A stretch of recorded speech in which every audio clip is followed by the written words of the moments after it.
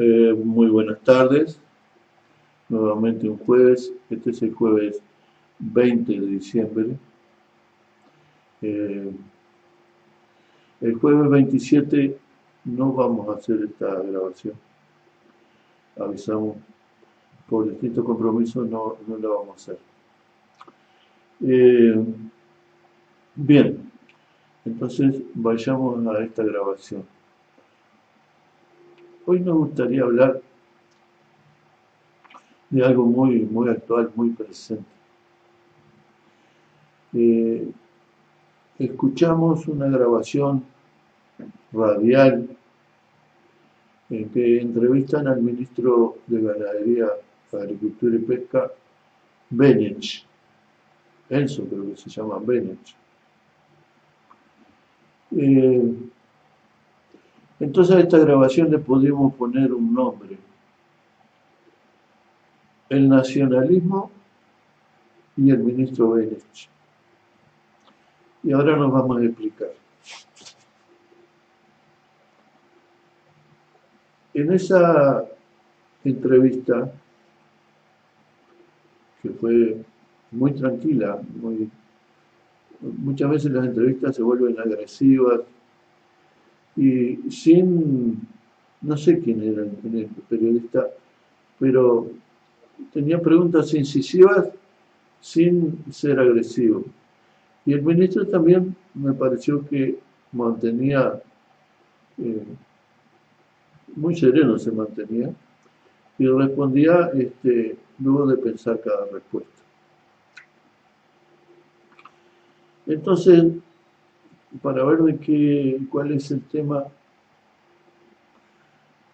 por ejemplo, consultado sobre la suerte de su área de trabajo como ministro, qué pasaba, por ejemplo, con este, los tamberos, que es de conocimiento público que se van de esa actividad por decenas. O sea, allí mismo en esa entrevista se manejaba que en los últimos 2 meses eh, se fueron de la actividad 70 tamberos, o sea, productores de leche que luego va para la industria. Y se veía en la misma entrevista que eran tamberos chicos. Entonces, consultado el ministro, decía que sí, que eran tamberos chicos y que el escenario internacional, aquellos países que tenían una actividad en lechería importante, Nueva Zelanda, qué sé yo, nos hacían ver de que había escalas de producción que eran ineficientes y que en este país, como en otros lados del mundo, se va concentrando la producción en menos manos. O sea, tamberos más grandes que producen lo que producían esos tamberos desaparecidos. Acrecentaban su producción en base a lo que aportaban los tamberos desaparecidos. Quiere decir que eso ya lo sabíamos nosotros, ese dato de la realidad, por distintas fuentes de información. Pero lo que queremos señalar hoy es que el ministro más parecía un cronista que un ministro. Él nos cuenta, digámoslo así, nos cuenta de lo que estamos oyendo, qué es lo que está pasando en el mundo y que el pez grande se come al chico. Y que por lo tanto es algo fatal sobre lo que no podemos intervenir.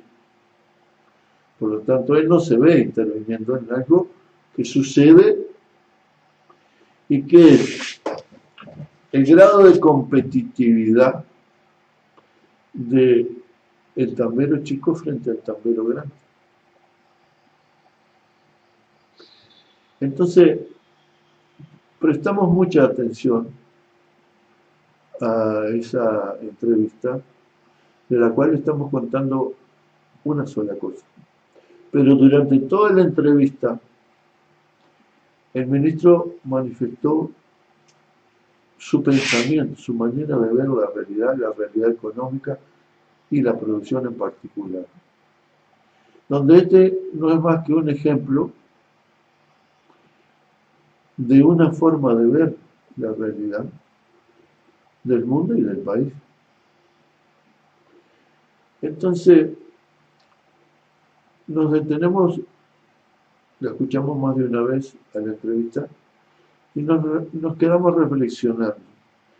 ¿En qué momento se entró en las mentes, incluida la de este ministro, la idea de la competitividad, la eficiencia y la ley natural en que unos, por falta de competitividad, tienen que quedar por el camino y los que quedan son los eficientes? ¿En qué momento se produjo eso en las mentes de los uruguayos en general, de los cuales Benech es uno? Ahora, quienes tenemos algunos años, vivimos épocas en que ese pensamiento no predominaba. No predominaba. Entonces, a ver, vayamos a los ejemplos y que todos tienen una composición, un contenido nacionalista, los ejemplos que vamos a dar. Después hablaremos del nacionalismo. Entonces, vivimos épocas en que existía, por ejemplo, en este país, por decisión política de sus gobernantes, existía subsistencias. ¿Qué era subsistencia? Para los que no lo saben, eran almacenes del Estado en que se vendían los productos que los domicilios, la mayoría de los domicilios del Uruguay consumían, desde el consumo familiar, alimentos, artículos de higiene, a un precio en que la utilidad para el Estado, porque el Estado tenía que comprar y vender en los puestos de subsistencia. Quiere decir que el Estado, la tasa de ganancia era lo suficiente como para mantener el servicio y no revendía todos esos artículos de necesidad básica. Bueno, antes que llegara el corte de energía, estamos hablando de subsistencias, que era una medida que nosotros llamamos nacionalista, era la defensa del consumidor uruguayo ante voracidad comercial de capitales que se dedican a la distribución. Bien, hoy en día no existe subsistencia, está borrada de la faz de la tierra como ente testigo. Hoy no controla nadie a las grandes superficies, le llaman, a todo el supermercadismo que vende la mayoría de los productos que los uruguayos consumen, y que inclusive son capitales internacionales que se dedican a eso. No hay ente testigo nacionalista. A veces tenemos un enjuague de boca que hace el PCNT, que dice que va a mandar una delegación a controlar los precios en los supermercados. Si no fuera cómico, aparecería lo que realmente es, que es trágico. No hay control. Quiere decir que nosotros consumimos a los precios que esas multinacionales de la distribución o del supermercadismo nos ponen. Es una pérdida de soberanía e independencia como pueblo, que nos ponen los precios de las cosas, elementos básicos de la canasta familiar, desde otros países que son Los dueños de los capitales no sabemos quiénes son, pero no son uruguayos, son empresas multinacionales que nos venden los productos básicos. Bien. Entonces, siempre pensando en qué momento comenzó que nos empezamos a acostumbrar a eso. Entonces nosotros teníamos otro ente testigo, que era un frigorífico nacional. En realidad no solo era nacional, era estatal el frigorífico. Quiere decir que, al igual que Subsistencias, operaba como ente testigo de los precios al cual le llegaba la carne al uruguayo, al consumidor uruguayo. El frigorífico nacional fue desmembrado y liquidado. Hoy los precios los ponen los frigoríficos, que son todos extranjeros, la inmensa mayoría brasileños. No hay un ente testigo que refleje una concepción nacionalista. Quiere decir que el político o quien haya tomado la decisión de liquidar Subsistencia y de liquidar el frigorífico nacional, ya tenía en la cabeza una desnacionalización de intereses. ¿Verdad? Y así podemos ir punto por punto. Podríamos hablar de AFE, del tren. En determinado momento los políticos resolvieron que AFE no existía más. Sabemos perfectamente que eso beneficiaba al capital internacional dedicado al comercio del petróleo. No querían más trenes, que anden camiones y consuman combustible. Una herramienta que es el tren, que a nivel mundial es una herramienta de soberanía y autodeterminación. En todo momento de esa desnacionalización, siempre se habló de que no eran competitivos, ni el frigorífico, ni Subsistencia, que se habían burocratizado, que no hay nada como en la empresa privada, ¿no? El frigorífico nacional también. Por lo tanto, vamos a liquidarlo. Entonces teníamos Antel, empresa que todavía mantiene el Estado en alguna figura jurídica de ente estatal autónomo, no sé, porque ahora crean todas unas legislaciones para ir privatizando cuanta cosa hay. Se resolvió por parte de los políticos una medida antinacional y de que Antel le regalara bandas para que operara Movistar, Claro, ¿verdad? Le regaló una pérdida de soberanía e independencia, una medida antinacional. O sea, afecta directamente el patrimonio de los uruguayos. La recaudación del frigorífico nacional o de Subsistencia o de Antel o de UTE. Ahora le compramos energía a empresas privadas. Energía que UTE puede producir a 26, la compramos a 70 y pico dólares. Entonces, así vamos sumando. Hay mucho más para sumar. Y siempre preguntándome en qué momento fue que los uruguayos nos acostumbramos a esto. No extrañamos la falta de los entes testigos. Y en todos los casos decimos, sí, lo que pasa es que el Estado no es competitivo. ¿No? Y así vamos. Hasta llegar a un presente que gente que se ve perjudicada por esa política desnacionalizadora que va contra los intereses nacionales. Vemos, por ejemplo, a productores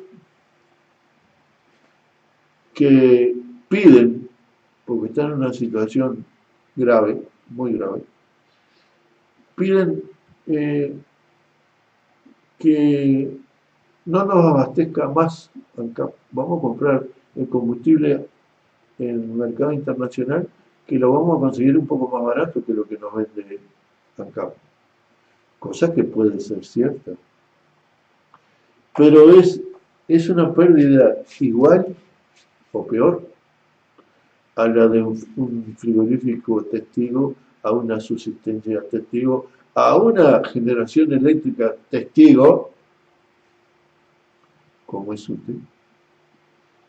Es similar, es mucho más grave porque el combustible afecta a toda la vida económica, tanto a la producción como a la distribución de lo producido.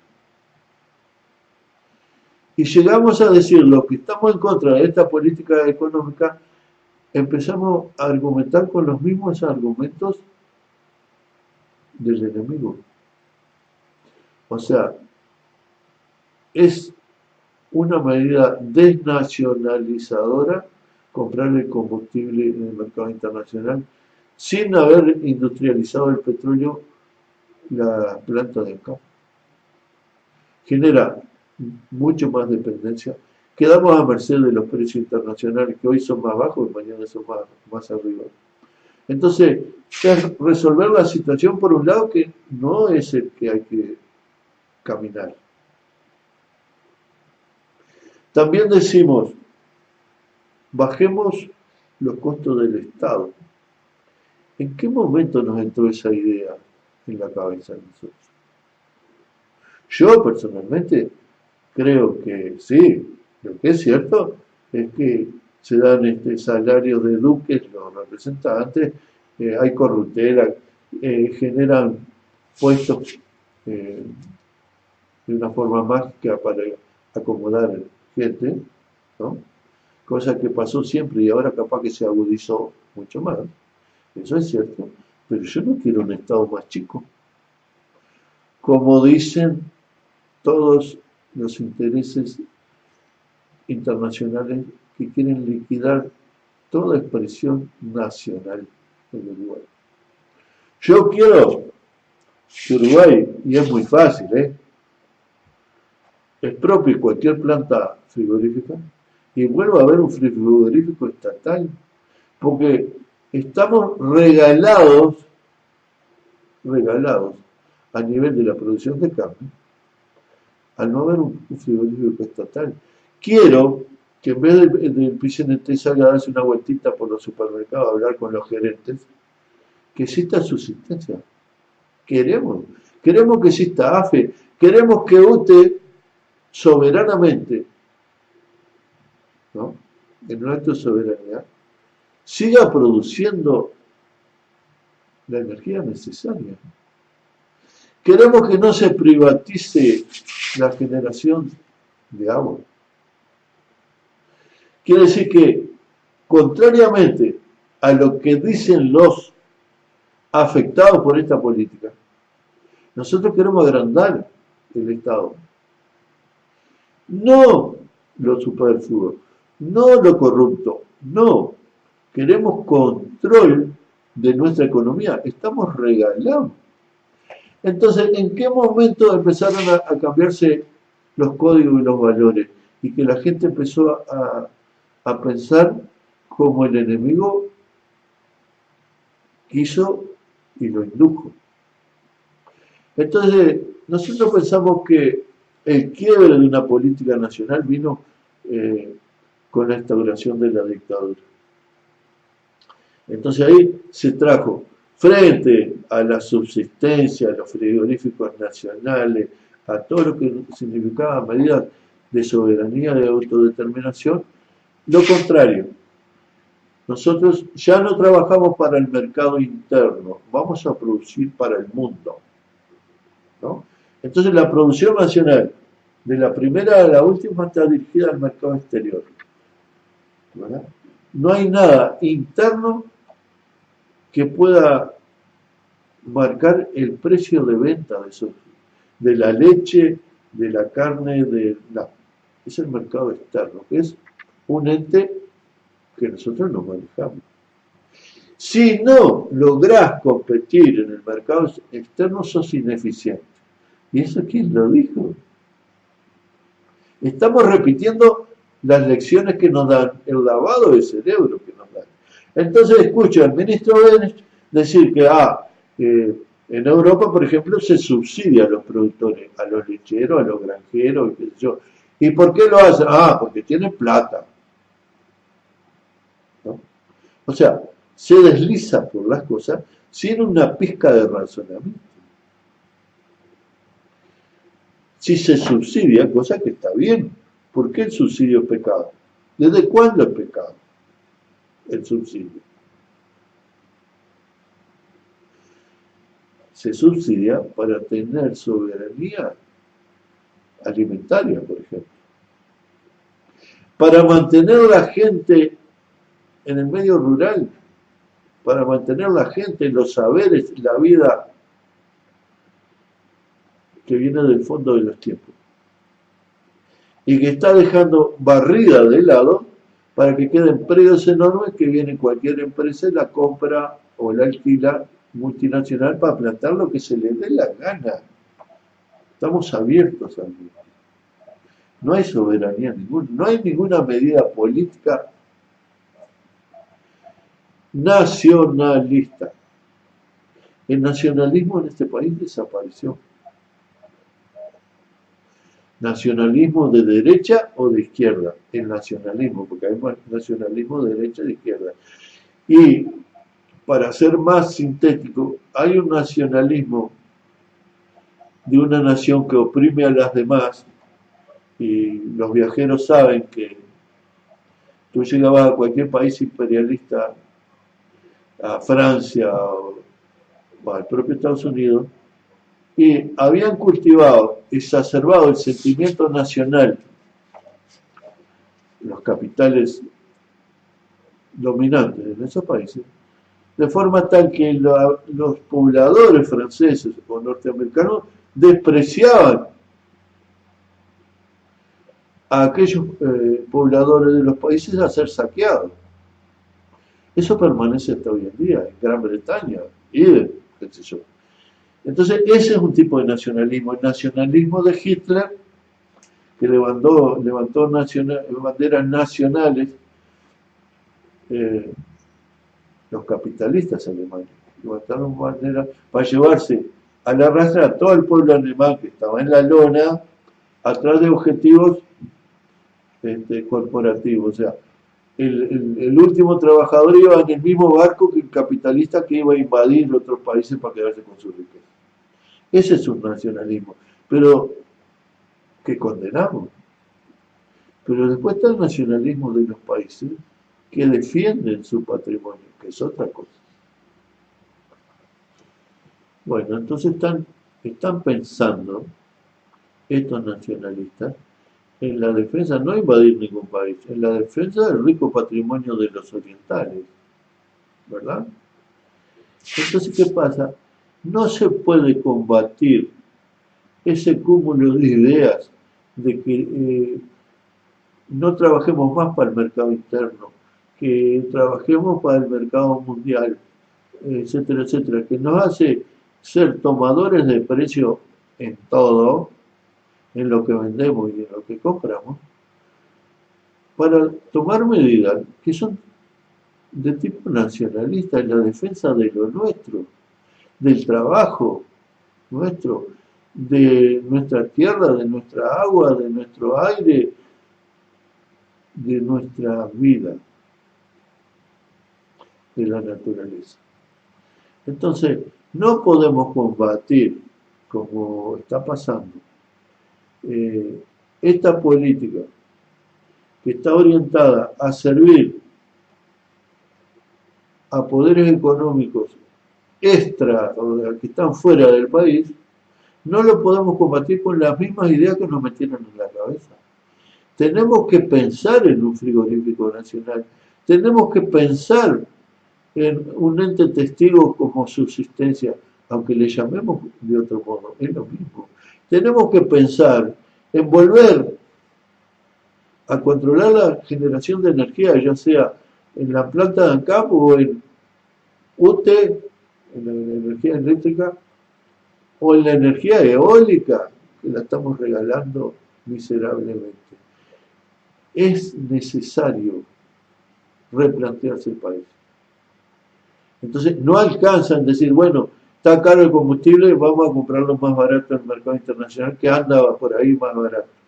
No, porque si hacemos eso, adiós la capacidad del Uruguay de producir combustible a partir del petróleo. ¿Verdad? Y así todo. Entonces, en el plan de defensa del patrimonio, tiene que haber un ingrediente nacionalista. Nacionalista de país oprimido. En ese nacionalismo de país oprimido, caben todos. Cabe el asalariado y el productor nacional que lucha por sobrevivir. Caben todos. ¿Verdad? No es que no haya contradicciones entre ellos, las hay, pero hay una peor contradicción que es contra el poder económico que nos está arrasando y nos ha lavado la cabeza. Eso es lo que queremos decir acá. Cuando hablamos de nacionalismo, estamos hablando de ideas olvidadas, que como nunca se le dio el nombre de nacionalismo, no las identificamos. Pero este país tiene en su haber en 100 años 1000 medidas nacionalistas. Cuando se estatizó los trenes, AFE, cuando se estatizó el crédito de la banca, cuando se estatizó la industria frigorífica, cuando se estatizó la distribución de mercaderías, y así vamos. Nunca en este país se le llamó nacionalismo a eso. Era algo que surgió de las cabezas políticas más avanzadas en defensa del patrimonio. Entonces nosotros tuvimos en el país de al lado el surgimiento en los años 40 de peronismo. ¿Qué es el peronismo? ¿El peronismo se planteaba invadir los países vecinos para saquearlos? No, era la defensa de las riquezas argentinas. Entonces, nosotros utilizamos el mismo lenguaje del imperio del turno de esa época para condenar el nacionalismo argentino, hasta nuestros días. Pero lo hizo la derecha uruguaya y la izquierda uruguaya. El nacionalismo del país sometido se lo igualó al nacionalismo de Hitler. Claro, porque nunca hablamos con el pueblo argentino que vivió todo un auge en su salario, en su vida, en sus vacaciones, qué sé yo, a partir de la defensa del patrimonio nacional argentino. Y nosotros, ¿qué? Cuando viene el gobierno de los Kirchner y Néstor Kirchner decía, no vamos a pagar la deuda, y no la pagó por 6 años, nosotros, ¿qué decíamos, señor, acá? Propaganda oficial. Y repetíamos todo porque los medios de difusión lo decían todo. Ah, qué distinto Uruguay. Nosotros cumplimos nuestras deudas. ¿Por qué decíamos eso? Porque no habíamos vivido el suplicio que estamos viviendo hoy. En que la deuda externa se lleva todos los dineros de la riqueza generada en el país. Se lleva todos los dineros. No hay más educación, no hay más salud, no hay más trabajo, porque se lo lleva la deuda externa, que es un invento que arreglaron 4 políticos corruptos, o 10 o 100, para someter a su propio país. Algo más antinacional y cipayo que eso, no sé qué será. Bien, quiere decir que, ¿qué queremos decir en esta audición? Y vamos terminando porque el tiempo se nos acaba. Que nosotros tenemos que levantar banderas nacionalistas del país oprimido. Y no puede ser que enfrentemos al enemigo con las mismas ideas que el enemigo nos metió en la cabeza. No podemos decir, achiquemos el Estado. Como sonámbulos estamos repitiendo eso.